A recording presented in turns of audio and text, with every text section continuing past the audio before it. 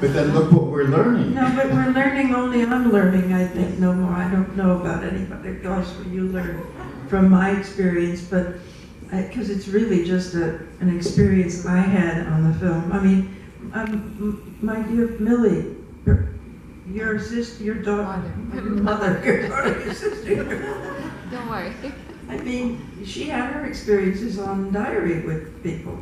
And we've shared a lot lately, by the way, Lily. I'm so happy. We talk about things that have happened that I haven't said to people, and she's telling me things about her life that she hasn't said to people. And it's kind of wonderful to go back over your life and say, oh my God, this happened, and not be afraid. But Diane, can you make a separation between the man Hitchcock, who was a Yes, I know what you're going to say. And he was an artist, because we've just seen a great film. He was an artist. But that doesn't mean that all artists are good people, or kind people, or loving people. It does not mean that. It means they're great artists, and you just said it. You have to make a distinction between the artist, and you don't have to like the person. I didn't go to his memorial service because I didn't like him.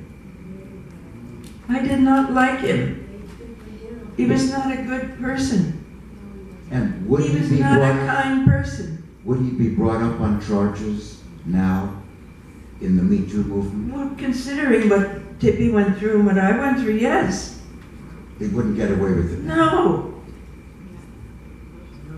No.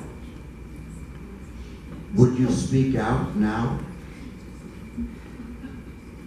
Well, I mean, yes, I suppose I would, but I'm too old to deal with all that today. I don't want to go through all the mishigas, the stuff that it takes to deal with it. Yeah, but I mean, I feel sorry now for people in the.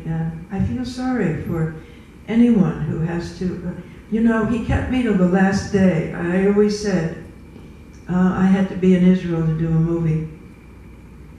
And I was supposed to be in rehearsal, and because I said things out to him, I spoke, and I rejected him, to be honest.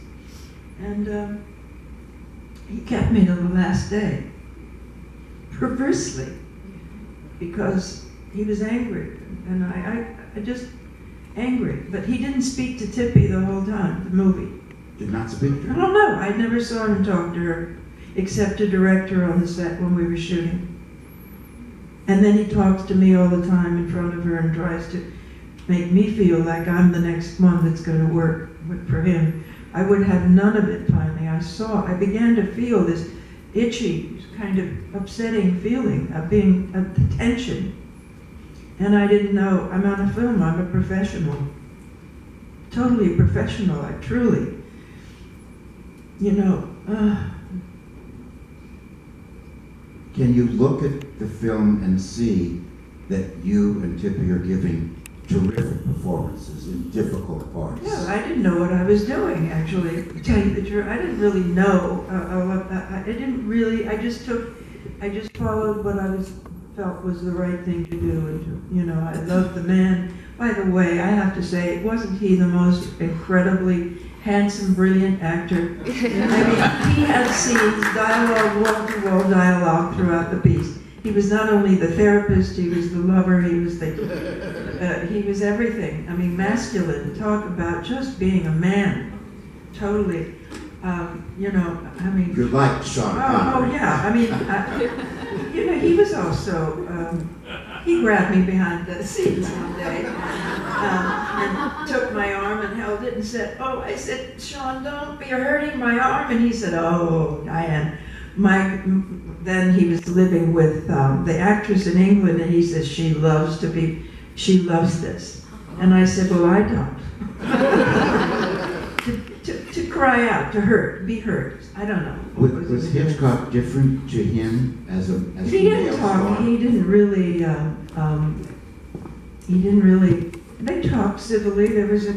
But I didn't feel that Hitch had camaraderie with almost anyone in the film that was in the film. In fact, I was on the set watching the shooting because we had to be there.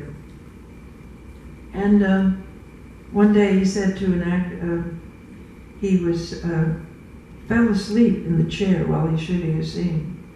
Fell sound asleep, and the assistant director had to say, "Hitch, cut." He said, "Cut," and he suddenly woke up and he said, "Cut."